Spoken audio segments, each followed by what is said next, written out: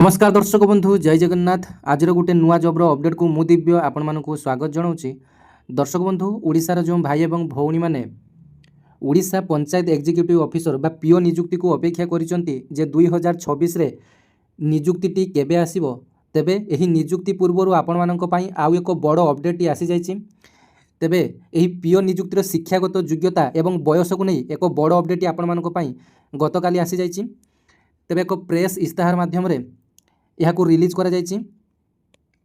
तेबे आजर ही वीडियो माध्यम रे एही पीओ नियुक्तिर डिटेल्स आपण मानक सहित शेयर करबी जे कोन कोन सब आपण मानक पई चेंज होईछि। शिक्षागत योग्यता आपण मानक पई चेंज होईछि, बयसर योग्यता आपण मानक पई चेंज होईछि, तापर आपण मानकर परीक्षा पैटर्न रे मध्ये आपण मानक पई चेंज होई पारे। ए समस्त डिटेल्स आपण मानक सहित आलोचना करबी। प्रथमे वीडियोटी गोटे लाइक करंतु, सुंदर कमेंट टे करंतु एवं चैनल टी को प्रथम थर पर विजिट करते चैनल टी को सब्सक्राइब करनियंतु, सांगसाथी मानक मध्य शेयर मध्य कर दियंतु। तेबे देखंतु ओडिशार जो भाई एवं भौणी माने +2 पास करिसंती किंबा +3 पास करिसंती समस्ते प्रायतः जॉब को अपेक्षा करिसंती एवं पूर्वरु ए जो पीओ नियुक्ति टी आसीथिला एथिरे आपण मानकर +2 पिला अप्लाई करि पारुथले। वर्तमान गतकालीर जो नुआ नोटिफिकेशन टी आसीछि बा प्रेस इस्ताहार टी आसीछि एथिरे संपूर्ण भाव में कहा जाइछि जदि आपण माने सर्वनिम्न +3 पास करिथिबे तेबे एही पीओ पोस्ट रे आपण माने अप्लाई करि परिबे। तेबे देखंतु लेटर टी को संपूर्ण भाव में पढ़ी नबा, तापरे एही पीओ नियुक्ति संपर्क रे संक्षेप रे जानि नबा जे आपण मानकर अप्लाई डेट केबे, आपण मानकर आउ सब कोन कोन चेंजेस आसीछि। तेबे देखंतु ओडिशा ग्राम पंचायत निर्वाही अधिकारी नियुक्ति सेवा शर्तावली प्रणाली और पुनर्गठन ओडिशा ग्राम पंचायत निर्वाही अधिकारी नियुक्ति और सेवा शर्तावली प्रणाली नियमावली 2021 राज्यर समस्त ग्राम पंचायत रे कार्य करुवा पंचायत निर्वाही अधिकारी नियुक्ति एवं शर्तावली को परिचालना करने पर गठन करा जायतिला। एही नियमावली रे पंचायत कार्यनिर्वाही अधिकारी मानकर पदोन्नतिर कौनसी व्यवस्था करा जाय नथिला एवं बर्तमान जो पीओ माने रहिचंती सेमानकर पदोन्नतिर कौनसी व्यवस्था नथिला। सेति पई ए जो रूल रेगुलेशन सब किछि चेंज करा जायछि।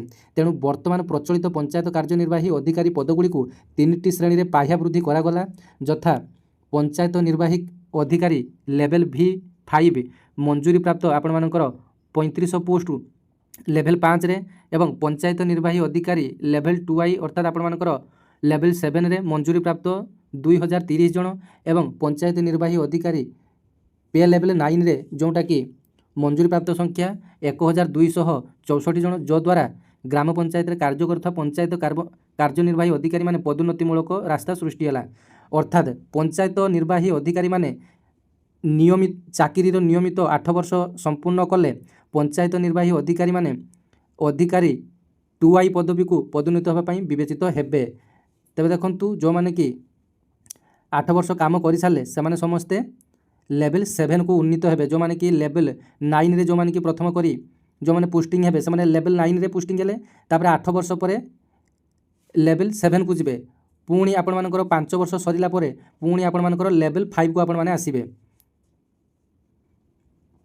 तेबे तृणमूल स्तर में विभिन्न सरकारी योजना गुड़िकर कार्यकारिता करने एक पंचायत कार्यनिर्वाही अधिकारी भूमिकार गुरुत्व को दृष्टि रखी पंचायत कार्यनिर्वाही अधिकारी प्रारंभिक नियुक्ति आवश्यक शिक्षागत योग्यता को +3 बा स्नातकोत्तर स्तर को वृद्धि करा आपण मैंने भल भाव देखि पार्थिबे एठारे लिखा जाइए शिक्षागत योग्यता को +3 किंबा स्नातकोत्तर स्तर को वृद्धि करा जाइए। अर्थात बर्तमान आपण मैंने जानि पारिले जे पीओ रे जो मैंने अप्लाई करने चाहूँगी +3 आपण मानकर मिनिमम शिक्षागत योग्यता रखा जाइए एवं +2 पिला एथरे अप्लाई करि परिबे नाही एवं सेही अनुसार बयस मध्ये आपण मानको पई चेंज करा जायछि।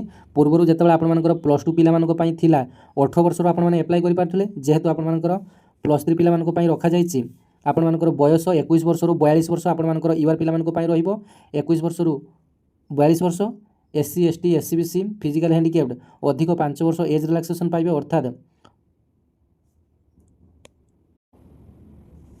21 रु 47 वर्ष होइथिले सेमाने मध्ये आवेदन करि परिबे एवं एतरे जो पूर्वरु एग्जाम पैटर्न टी आपण मानकर थिला 180 मार्क रो परीक्षा आपण मानको पई थिला, तबे वर्तमान एही पैटर्न टी को हुए तो चेंज कर दिया जाय पारे। 100 आपण मानकर केवल 100 मार्क रो परीक्षा टी हेबो, तापर आपण मानकर कंप्यूटर स्किल टेस्ट एतरे थाय आपण माने जानिचंती जेहेतु पीओ मानकर काम कंप्यूटर रे रहिबो तबे एतरे गुडे कंप्यूटर स्किल टेस्ट मध्ये आपण मानको पई रहिछि।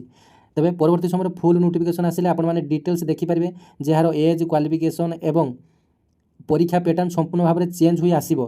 तबे जो माने कि पूर्व वर्षर सिलेबस देखि प्रिपरेशन करूछन्ते आपण माने करूथांतु कहीं ना यार नोटिफिकेशन मध्ये बहुत जल्दी आसे पई जाउची। पूर्वर मध्ये आपण मानकु